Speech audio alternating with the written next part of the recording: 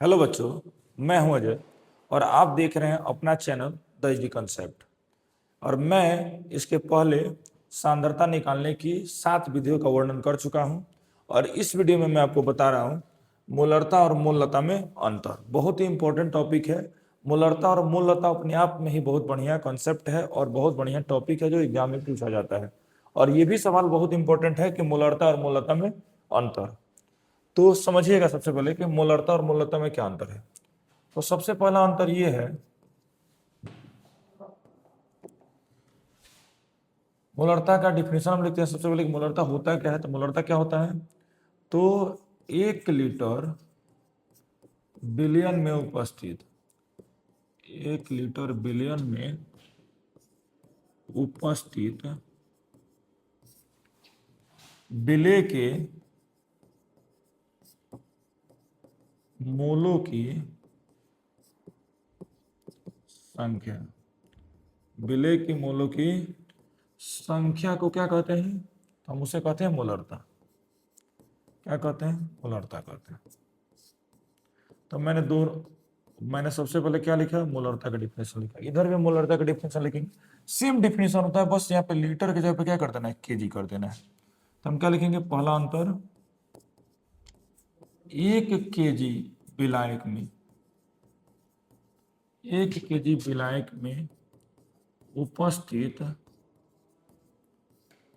विलेय के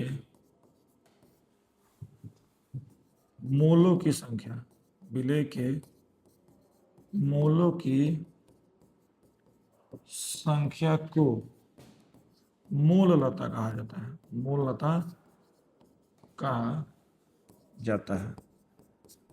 यानी हमको ये समझ में आया कि अगर 1 लीटर बिलियन में उपस्थित अगर विलेय के मोलों की संख्या को क्या कहेंगे, मोलरता कहेंगे। और वही अगर 1 केजी बिलियन हो, विलायक भी बोल सकते हैं, बिलियन भी बोल सकते हैं, कि 1 केजी बिलियन में उपस्थित विलेय के मोलों की संख्या क्या कहेंगे, मोलरता कहेंगे। बस पहला अंतर। दूसरा अंतर आप लिख सकते हैं, इसे कैपिटल एम से सूचित करते हैं। दूसरा अंतर, इसे कैपिटल एम से सूचित कर सकते हैं।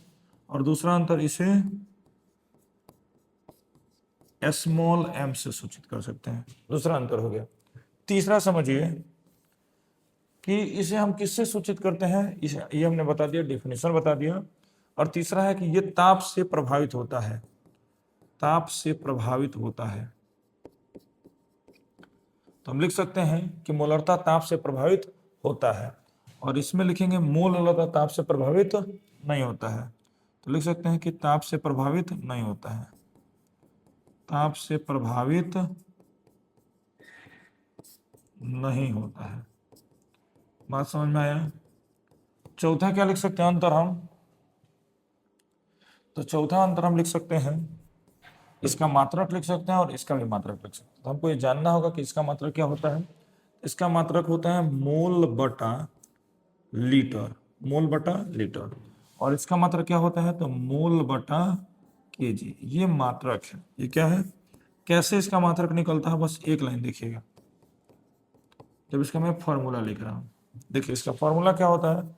इसका फॉर्मूला होता है, इसको सूचित करते हैं कैपिटल एम से, और फॉर्मूला होता है विलेय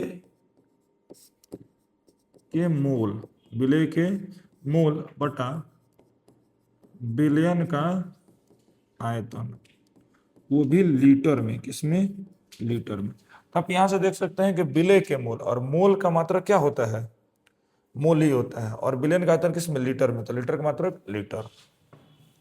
और इसका पांचवा अंतर क्या हो जाएगा, आइए कुछ इस पर बैठा है देखिए।